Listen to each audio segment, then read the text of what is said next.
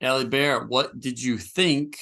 What were your initial reactions to the book Discrimination and Disparities? Uh, Initial thoughts. Man, I really, I really enjoyed it. Um, Easy, like most of his books, it's pretty easy to get through. The writing's written for, I'd really say, the layperson. Uh, Easy to read, easy to understand, and it's uh, uses a real lot of, citations and facts. Really backs up his arguments well. I would say my main takeaway, uh, sort of a little bit tied back to, uh, I guess one of my main takeaways from economics and one lesson is that you really need, on top of both like economic and social issues, you really need to look past the initial, like what potentially the initial thought of a given reason for an outcome is. And the main takeaway is that just because, in my opinion, the main takeaway of the book is just because you see disparate outcomes between different types of people doesn't mean that there's some type of uh, discrimination at force or discrimination at play that is causing those types of disparate outcomes. And it's really important to look past just your initial, like, kind of shock value to really see that. Meaning that while people would often claim that just because there aren't, like, just as a given example, there is many, like, female CEOs, male CEOs, people would claim like sexism. No one would ever claim that just be, just because there's an equal or there's an there's a representative proportion of Asians in the NBA that the NBA is displacing discrimination against Asians. Uh, what about you? Um, I think I'll take away really the different forms. I like how he goes through what even he's defining discrimination to be and the different forms of discrimination. Um, and we can get into those, but I think I'll take away that and then just kind of he calls it the invincible fallacy, and this is the idea that various groups would be equally successful in the absence of biased treatment. And that's kind of this like social narrative that's been going around. So So what do you want to? Well, do you want to first define? I actually thought that would have been a good way to start the episode is defining his how he defines discrimination and the different types. Do you want to maybe do that? sure. So well, I'll say I don't know if he actually defined disparities, but I looked it up, and disparity is a difference in level or treatment. And then it says especially one seen as unfair. So I would say, okay, so moving on to discrimination. I mean, people discriminate all the time, like, whether you like tea over coffee, chocolate over vanilla, on and on and on. But he breaks it up into two different types of discrimination. And the first type has two parts, and then the second type calls it discrimination two, I think is what most people kind of jump to, where it's discriminatory based on groups, um, and with like no evidence to back it up. And so the first type of discrimination does have evidence to back it up. The first type of discrimination, like he calls it 1A, is where the person that is determining whatever action to take, they have to pay a cost to do it. And I guess when I was reading this, I was thinking, I mean, and he brings up background checks. So like when I was, renting out rooms in my house, I would perform a background check, and that costs a fee. And then you're basically judging each individual as an individual. Whereas discrimination, he calls it 1B, is where you're basing an individual off of a group percentage or some group data that has been taken. So it would be like, for instance, Hispanics have been shown to, have more violent crimes than whites. So then based off of that, I would just avoid Hispanics altogether, or any race altogether. And so those individuals that are falling in those groups are kind of getting punished, even though they might be totally fine. But it is based off of data and certain, I guess, it basically you're trying to avoid the cost by applying the evidence. I don't know. Is there anything you'd want to add to that? Yeah, I think that's discrimination one, I think, is in a general sense trying to look more at the actual individual. Uh, discrimination 1B, I think, is honestly probably the most common type of discrimination we see. Uh, I thought a good example, sort of based on what you're talking about, by looking at evidence from a group and then applying it to the individual because it's too costly or impossible to get. He brings up, so you brought up background checks for renting. He at some point brings up criminal criminal background checks by employees. Uh, so he showed that I think there was, I don't know if he talks about it, but I know I read that there was at one point there was legislation that stopped employees or employers from doing criminal background checks, I believe in Colorado. And the idea was that people would lead to hiring more. It was aimed at helping young black males because young black males spend a high percentage of time, or sorry, that sounds wrong. Uh, there's a higher percentage of young black males that have criminal background checks than compared to young white males. So the sense was that you would help these young black males that had been in jail. But what in actuality ended up happening was you had the employers, instead of basing then everyone off of the individual, they based everyone off of the group. And since they sort of like what you said, they knew that that percentage had a higher likelihood of being in jail, they shied away from hiring them as a whole. So what happened was you had the unemployment rate for young black males actually go up compared to that of young white males. So it was a good example of where legislation that was put into place actually ended up hurting the intended group that it was trying to help. Yeah, Uh, and furthermore, they brought up, I think there was a Japanese company. I'm sure it happened not just in Japan, but he specifically mentioned a Japanese company that was looking to, set its headquarters, and they were purposefully avoiding, I think areas that had Eric, black Eric, populations, so they couldn't be sued basically for discriminating. Um, and it also, I guess they touched on certain companies, even though the actual employees didn't say they were discriminated against, they would get sued, and then some would end up just paying it instead of going through the long legal process. And I think they talked about Sears went through a long legal process that cost them a real lot of money. I think it was 20 million. I Yeah. think the most important thing about that was the that I can't even believe is a thing. I can't. Let me see if I can find where I have the page turned. Is that in the discrimination cases that the equal, what is it, the Equal Opportunity Employee Act or whatever, Mm-hmm.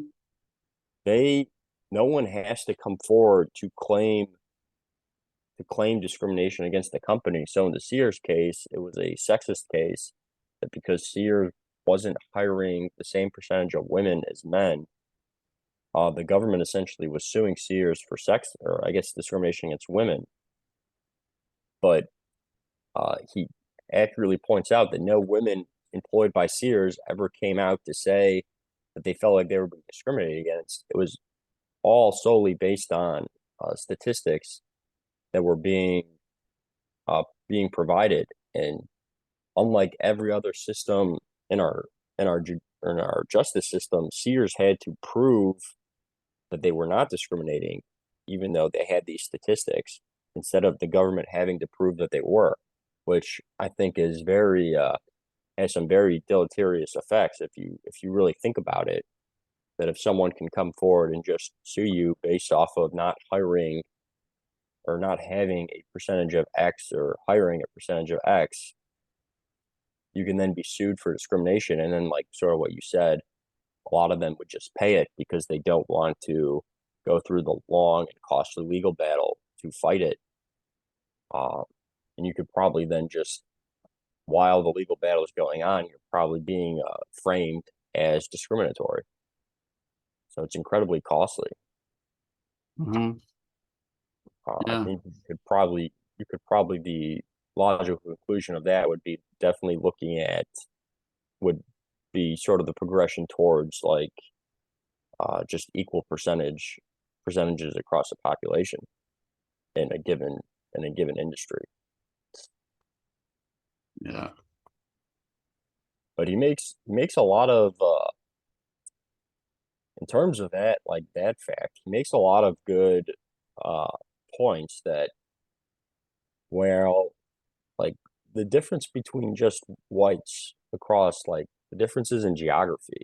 What were your thoughts of that? Like no one would ever claim that just because some company hired more Italians than Russians, both of who would be white, no one would ever claim that that group is discriminating. But sort of points out through immigration, like these groups tended to migrate and more or less sort together. And that like Italians would a lot of times live in the same communities and work in the same types of jobs, just as Russians would a lot of times immigrate to the same communities, work in the same types of jobs as Germans and Jews and Irish. No one would ever claim that just because like Italians in America were making substantially more than like Russians in America, they were all making less than like Swedes in America. No one would ever say that there was discrimination against, Russians in favor of Italians or, Italians in favor of Swedes. I guess do you have any thoughts on that? Yeah. I mean, no, you're right. It seems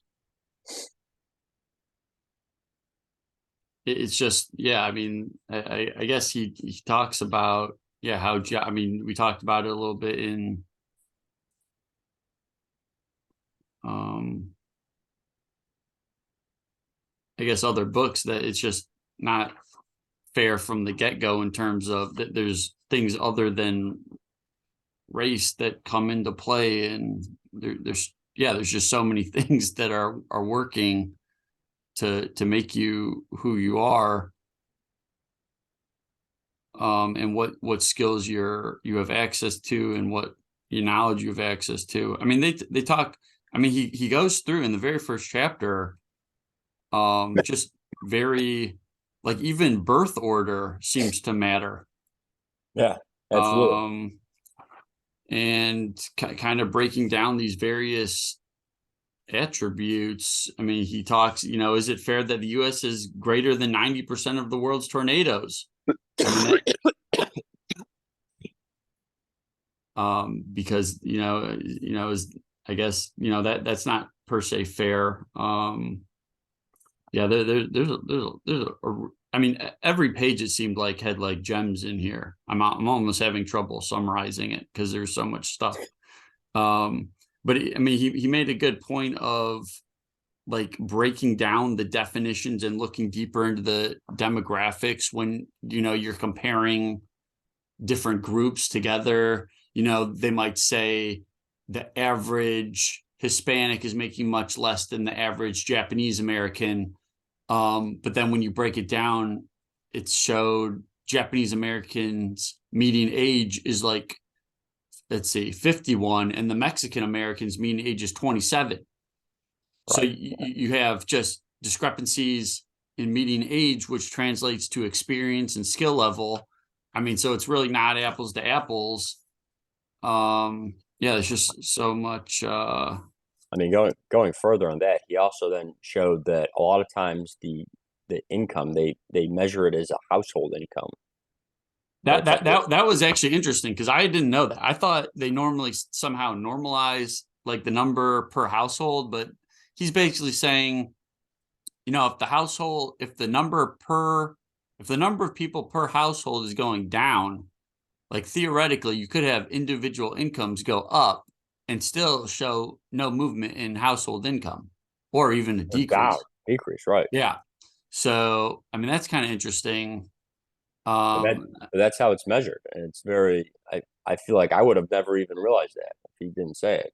It's yeah, just I very thought I thought they kind of just like normalized it or something, just assume there's like 3 people per household or 4 people. I don't know. I guess I never really thought too much of it.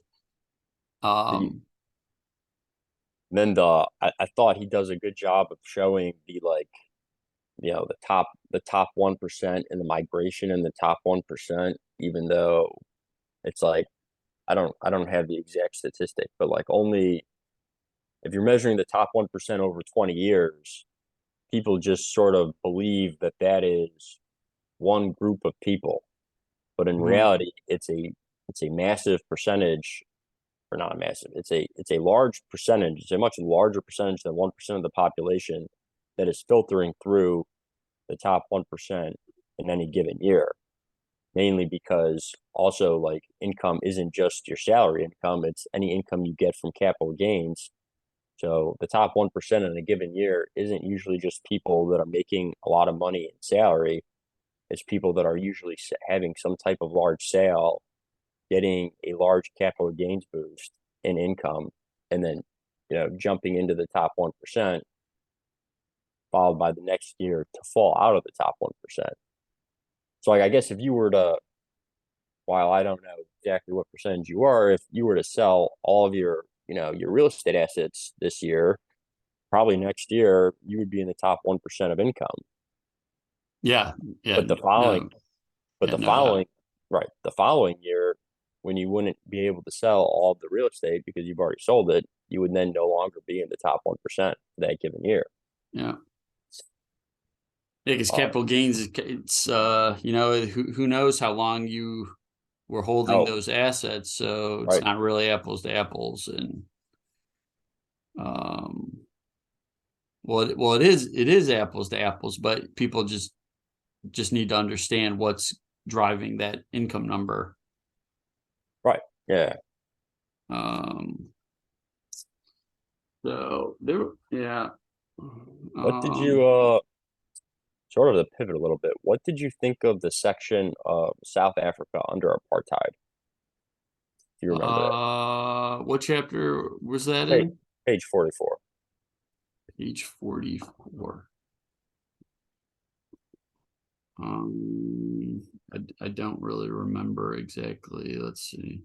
Well, the general gist was he was showing that even under apartheid, when there were actual laws Ah, that prohibited whites from employing and or renting to blacks, people people would still employers and landlords would still rent and hire blacks at above the prescribed law. And what his, I guess, takeaway was, and he sort of tied this down to the reason why, even on the grand scheme of things, like a lot of times, uh, if it is beneficial to the employer or the landlord to rent to someone, they're going to rent to them regardless of the laws. So even if you as a person hate Group X, but it benefits you as a person to hire or employ someone from Group X, you're going to do it regardless of how much you dislike them. And I've actually heard him talk, and I've heard him say like even if you're actually a racist and you hate black people, at the end of the day, you like yourself more than you hate black people. So if it benefits you to employ someone that's black, you're going to do it. And I thought that was a sort of a good point. I mean, I like so now I remember that part, and he also tied it into two different instances where a policy that might not seem racially charged, like the San Francisco real estate, where they were limiting the supply of housing that could be built. Basically, that was negatively affecting a lot of the blacks, whereas some of the landlords in Harlem who actually were what I don't know how he like defines this, but he thought they were more like actively racist. They were, housing more black people. So it's like the and like the people in San Francisco would probably like to think they weren't being racist, but it's just to show that there's like unintended consequences to some policies, and how when you add the cost in, um most, well, the people don't like to harm themselves by taking that haircut. Yeah. Uh, yeah, there are a lot of. He also talks about the cultural migration. I feel uh, a lot. There was that section. Uh, there was a section on how like groups, when new people from a group are moving to a given area, it behooves really the incumbent group to really get the new the new group to sort of fit in and behave to cultural norms of an area. So I'm not seeing. Yeah, I remember they talking about the Jews that had gone to Australia, and then the Jews that had been there, instructing the new Jews coming, like, around the Nazi times, don't be seen in public talking German. Like, this is your new home. You need to start acting like they do and assimilating. Um, that was kind of interesting. So he talks about it a lot more in his book, Black Rednecks and White Liberals. He especially the Jewish part, he describes really like when the Eastern Bloc Russian Jews would move to America in the early and he accredits this to why there was so much discrimination against Jews in the early like 1900s or 1910s, 1920s. It was that like the Eastern Bloc Slavic Jews were very like they didn't know how to wash, or they smelled bad, and they didn't like keep themselves, and they were very like culturally homogenous and different. But it was actually the German Jews that had already like immigrated to the area, sort of started like coaching them on how to behave in public, and that raised to the level of assimilation for Jews as a whole in the country, because uh, all of the previous Jews started being associated with the incoming Jews from the Russian groups. And in this book, he goes on and he talks a lot about the differences, the cultural differences between Southern and Northern blacks, or just Southern culture and Northern culture as a whole, where like Southern culture was much more like rowdy and like sort of disruptive, and Northern culture was somewhat more, I guess, refined, for lack of a better word. Mm-hmm. And when you would have this massive influx of Southern blacks to the north, it very negatively affected the uh, the perception of the Northern blacks that were already there. He talked about how even in Detroit in like the 1880s, they had public officials that were black, and the blacks in northern like Detroit were already more or less assimilated into the culture, and you had this retrogression of sort of white black relations after you had this massive influx of Southern blacks. Not because they were necessarily black, but it was because of the culture that they were bringing. And in the same book, Black Rednecks and White Liberals, he even showed like newspaper clippings where people in the North just didn't even want to hire anyone that was from the South. So instead of having like discrimination against Irish, they were like literally just discriminating against people from the South. And that's I believe how he opens the book, with like a newspaper clipping that says like need not apply if you're from the South, Hmm. a job posting. So it's pretty interesting. The culture, he does a real lot of like this cultural like these cultural phenomena of like different groups, which I always find very interesting. Yeah. I mean, yeah, they were definitely I mean, he talks about how the blacks were getting turned down for mortgages more than whites, and even that was even the case in the black owned banks. right? That was kind of interesting. I mean, some of the things actually made me kind of uncomfortable. I don't know how, like, he brought up, like, there was a study done, New Jersey Turnpike claims over 40,000 drivers. Um, and the data says there's a higher proportion of black drivers than white drivers who are speeding. I don't know how they adjust for age, because I would think that would play a big factor. Yeah, But probably. he kind of makes the point that a lot of these things are so touchy. Statisticians don't want to be called racist. That these are like tough Tough things subject to look at. to talk about. I mean, the other important thing about the banks was that he brings up that, yeah, blacks were rejected more from whites for loans, but then whites are rejected more than Asians for loans. Yep. And Yeah. he brings up that the subprime rate of, I think, every group was more or less related to their credit worthiness based on a credit score. Yep. So, Yeah, but and he said it's like you don't really hear that whites are getting turned down more than Asians. You're only hearing that there's blacks are kind of getting a narrative that blacks are getting turned down more than whites.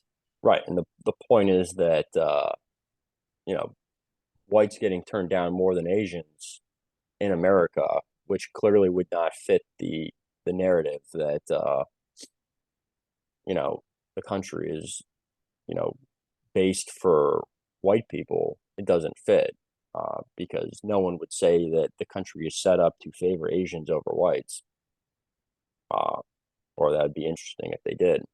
Yeah, it is kind of interesting to think about how that, like, the original narrative even starts. How did we even get to be, yeah, like, um So I think it was really interesting in the, I don't remember what chapter it was, but when he was talking about the social norms and the behavior in England in the 30s, 40s, and 50s, it was at the end of the book. okay. And then like the crime rates and how people would just behave, followed by how like people in London and England are behaving in the 60s and onward, which was like before the 60s. And I think he was sort of extrapolating that to America as well. And he talks about that in this tale of, let me see if I can find it. The tale of these two blackouts in New York in the early 60s and then the late 70s. Yeah, because one blackout lasted much longer, and you would think there would be much more crime, and there wasn't. People were kind of helping each other out. There were people volunteering, helping people move people safely. And Right. then in the other instance later on, it was a much shorter one, and there was tons of looting. And yeah, it is kind of interesting. It's and there he kind of talks about how as the welfare state narrative has increased, that Right. as the people materially have more, but the tendencies have gone down in terms of just like being nice to your neighbor type of Right. thing. Yeah. And I think he sort of says that part of it is this belief that people now believe that the system is rigged against them. Like, I guess, like, to the end, you can kind of like believe that people no longer believe that things are fair and that they can make it. Um, and I feel like you sort of see that when I talk to people. Like, people think everything's rigged, but they have no way of getting ahead. So I think that sort of what he's saying causes a lot of these social like outbreaks. I don't know if Mhm. you would agree with but that. but don't you think it is kind of rigged, especially the money? I think the money, well, the money now, I think. is rigged, but I still think I can get ahead. Right, but it makes it a little harder. Sure. I mean, I think this is like, and then you see like we got another bank that's going to get a bailout, and now, Wait, SVB? yeah, I don't think they're getting a bailout. they said they're going to give all the money is safe, all the depositors' money are safe. Right, but the bank themselves isn't getting a bailout. It's essentially a bailout. There's going to be inflation. They have to lower the reserves. You can call it whatever, but it's a bailout. Isn't the bank itself is folding? I just thought the depositors were getting their money back. The, I mean, they've said that the money at that bank is safe. So you can slice and dice it. They don't want to call it a bailout. It's a bailout. Okay, that is a and bailout. and it create all these unintended consequences. I mean, honestly, if you're at a smaller bank, because they're kind of classified as, I don't want to go too far off on a tangent, but they've been classified, I guess, as one of these, systemically too big to fail banks. So these smaller banks, if you have more than the FDIC insured amount, why not just take your money out and put it into these banks that are, quote unquote, too big to fail? Where the government's now said everything's insured up to whatever, up to infinity. Right, I thought, okay, someone yesterday told me that the banks were forced to buy into an insurance policy that would prevent this, that would ensure failure. All of the banks. Is that true? Well, the FDIC insurance is supposed to go up to 250,000 per depositor. Right, but So I heard some incredible statistic that SB, like their deposits, like 90% weren't covered by FDIC. exactly. That's the problem. That's the bailout part. Like Right, all but that's going to be covered. I thought there was, on top of that, the banks, this is what I was told yesterday, the banks had to pay into an additional insurance policy that would pay out anything above that. That I don't know about if that exists. I mean, they weren't, the bank wasn't hedging their interest rate.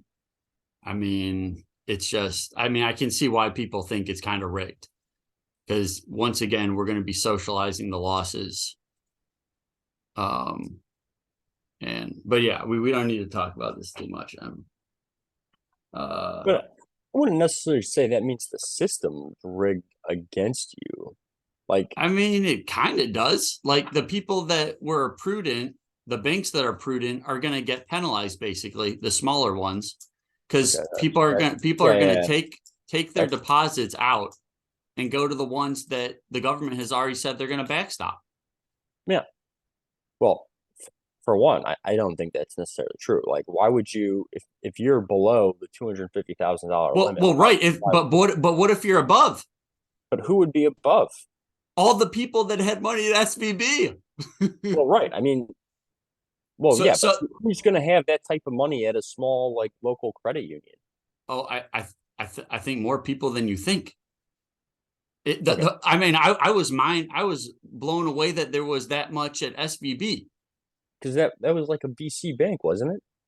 It did seem to cater to tech, like I'm just saying, startups, but if you're you right. have if you The have $500,000, you're not keeping it in one bank account. You're gonna put it into two different bank accounts. but that's not what people did, Al. Right, but But that's because they have like $500 million. okay, but don't you think they should have spread it around? Don't you Yes, think? obviously, of course. And the bank should have not allowed almost, and they just did a crummy job managing the risk. Like they it's just, and then we are going to all pay for it in the form of inflation.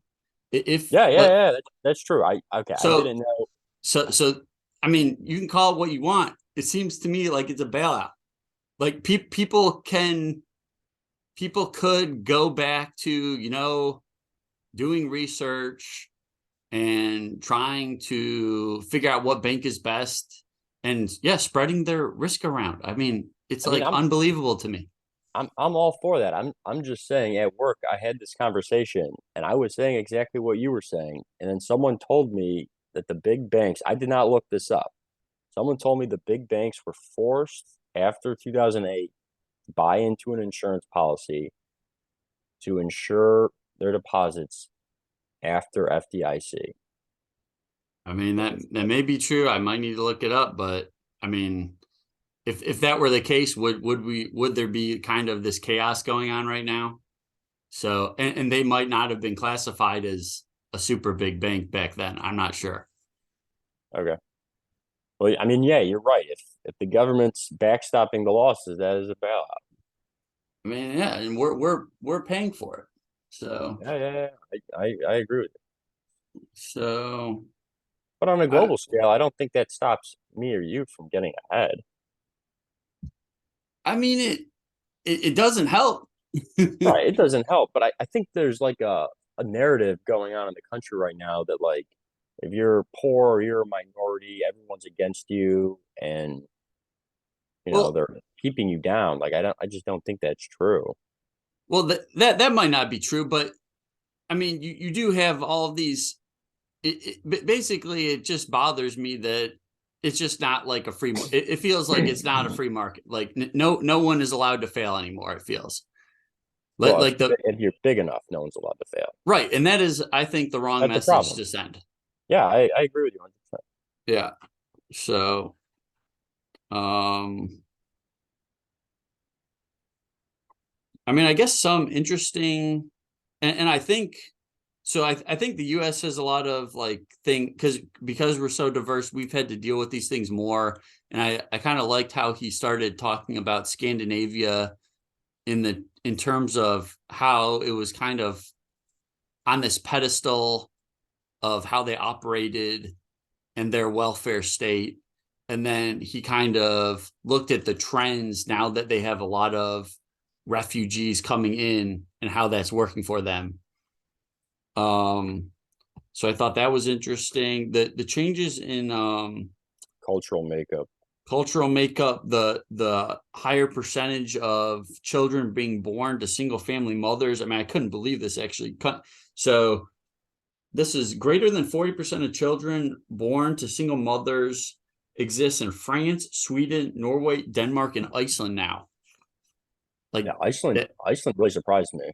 yeah, and then this is like even more mind boggling. So in Iceland, 2/3 are born to single mothers, and he said Japan and South Korea have kind of veered away from this narrative, or they've kind of stuck with what they were doing, and only 1 out of 66 children in South Korea are born to single mothers. That was So I crazy. thought that was pretty crazy. Um, yeah, I mean, yeah, I don't exactly, I didn't really look up because he talks a lot about the 1960s under Johnson and this like effort to fight I guess the war on poverty, I Poverty. guess. Yeah. And I don't really know what that entails. Well, it Um, entailed. I is think it it, entailed essentially payouts to single mothers. If uh-huh, you go back and look, I believe the single mother rate in the black community in the 60s was around like 30 to 40%. uh-huh, The whites, I believe, or maybe it may have been lower, maybe like 25. Whites was like 10, but in the 60s, I don't remember the guy's, I'm blanking on the guy's name. It's a famous report. He wrote it, and they essentially, the welfare payments started going out to single mothers, which is more or less an incentive not to get married. ah, And I think okay, he sort of ties it together in some of his other writings that before that, if you got pregnant out of wedlock, there was, more of a cultural incentive from the man to, get married and take care of the child. And once the mothers were getting payouts from the government, that's essentially evaporated. And it's sort of why you see this increased single motherhood rate, not just in the black community, but in the white community in America as well. And I believe the statistic went from like 10 to 15% to around 40% of the white community. And I think you said in the black community, it went up to about like 70. Hmm. um, which is quite shocking. I mean, if you then look at the statistics of how children fare in single versus dual parent households, they're also very extreme. Mm-hmm. Uh, Yeah, absolutely. which, I mean, it ties back to everything. Just like, I mean, he's going in the beginning of the book, he's doing like the amount of words that children hear per hour in, one Yep. parent household versus two parent households versus the type of words like positive or negative reinforcement, the the abundance of vocabulary being used. If the kids are being told like, you're doing a good job, let's go read a book, or if they're just being told to stop or shut up, uh, all of which, plays an important role in how the child develops. Uh, yeah, and I mean, it's sort of like what we were saying earlier. It's like a touchy subject, and you bring it up, people get very defensive, uh, which I've been on you know, the receiving end of some of that, I guess, criticism and defense. Mm-hmm. What I did you mean, what? think? Go ahead. I was just going to say, I just saw this Dunbar High School. He talks about Dunbar High School a lot. This book and some of his other books. It was this all black high school in the I think it started in the late 1880s and it ran up. Well, it was more or less like a charter school. You had to either enter a lottery and test into it, but he was just showing that the school had. Uh, so the other book I thought about doing of his, I just thought it was a little. I think when I looked at it, it was maybe a little too long. Was his book on charter schools, and he was just showing that the school did not allow sort of bad behavior in the school, and it had high demands of its students.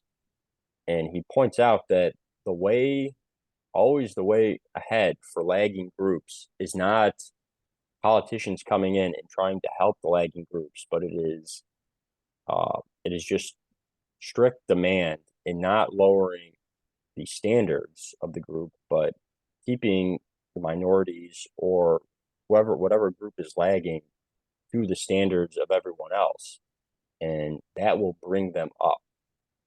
Like you as a human will rise to the standards uh, that are asked of you. You won't. You'll get better and you'll become successful.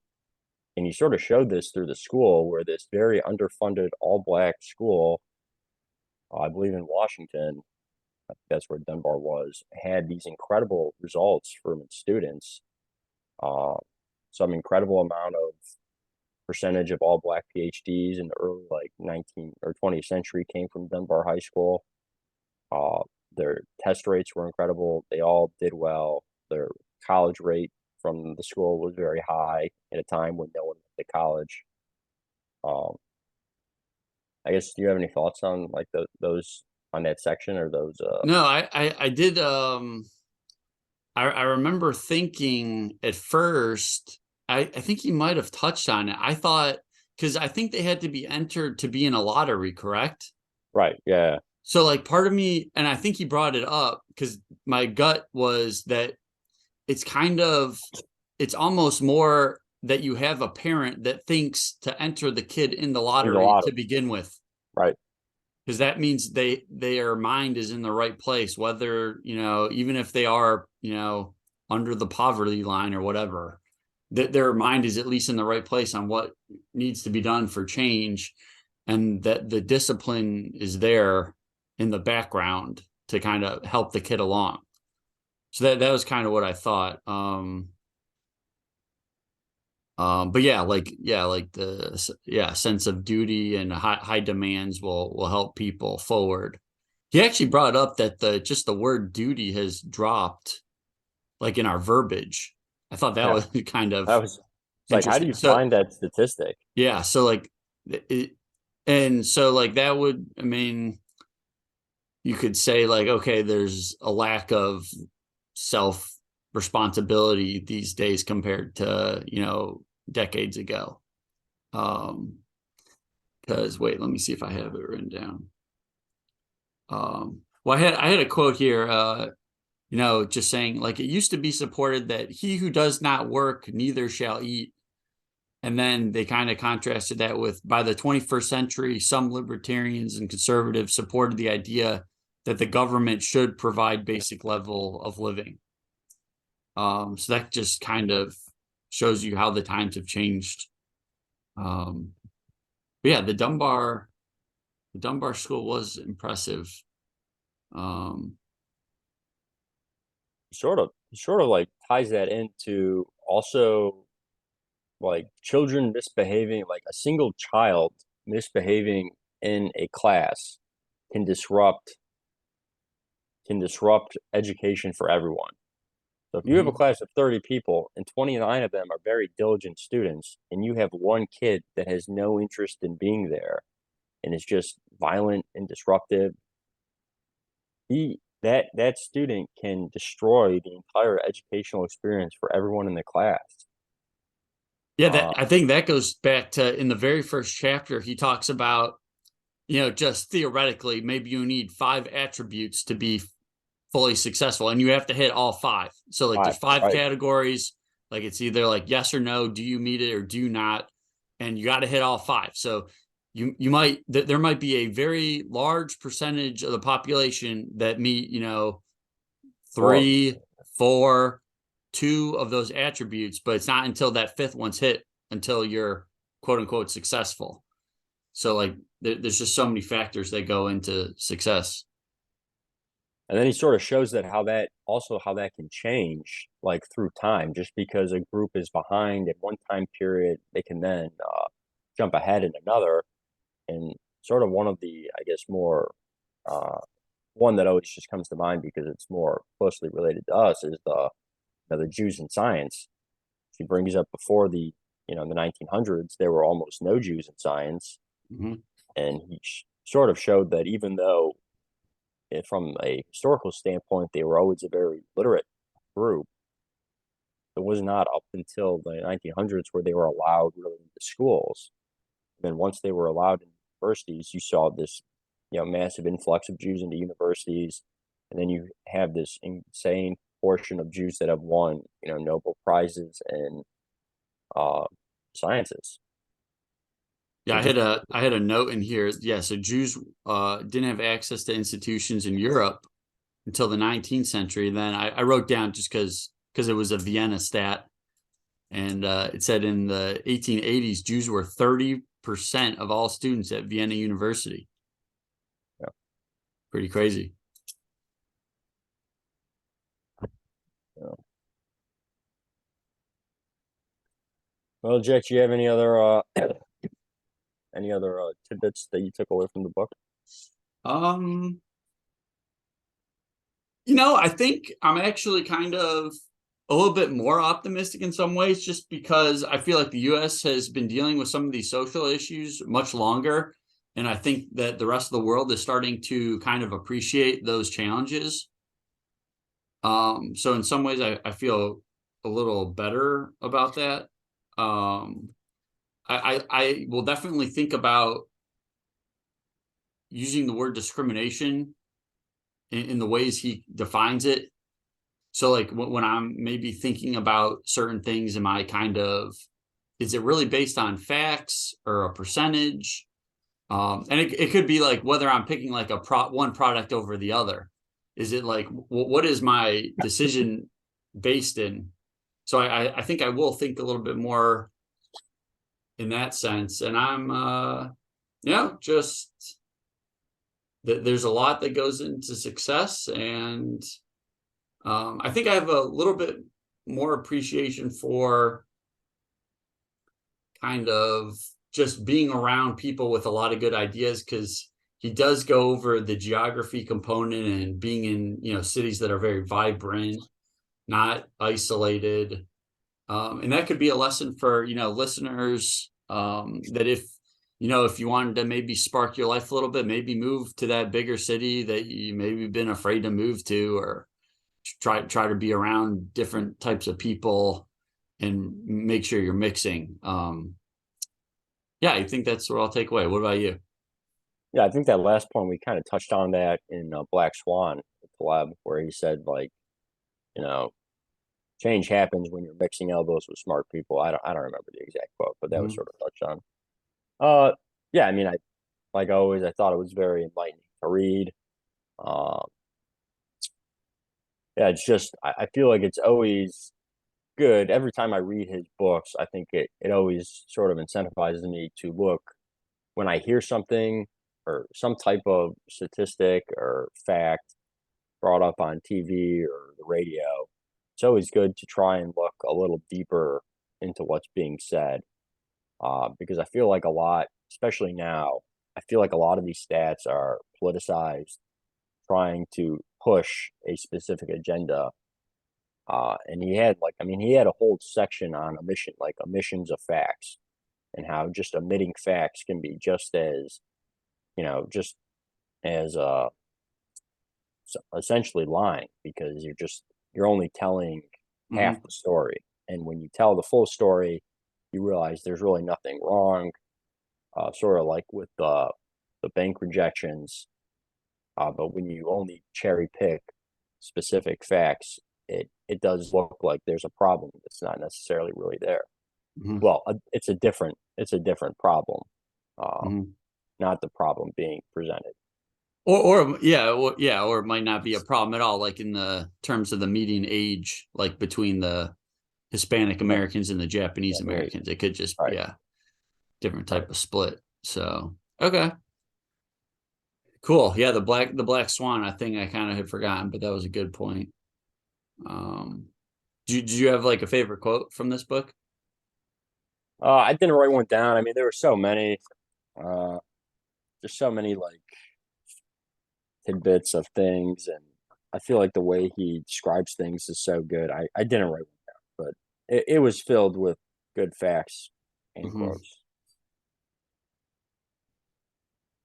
I guess I'll leave with, I guess, a Winston Churchill quote. Oh, I'm on that page right now. Things are what they are, and their consequences will be what they will be. Why then should we deceive ourselves? So yeah.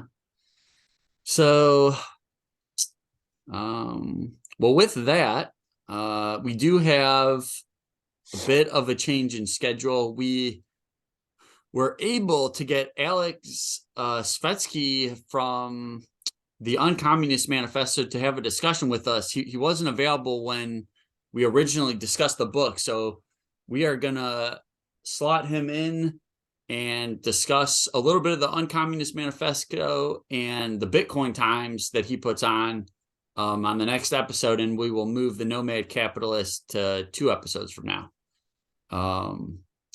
So with that, um, let's see. Well, yeah, please reach out to us at brothersonbooks@gmail.com for any book recommendations, or if you would like to be a guest host for a particular book you have in mind. A great review or rating on whichever platform you're listening to would be greatly appreciated. And lastly, if you can think of any friend, family member, or coworker that might like this episode, please pass it along. Jack, as always, it's been a pleasure, A um, pleasure. an absolute pleasure. I guess I will see you later. Yep. Bye.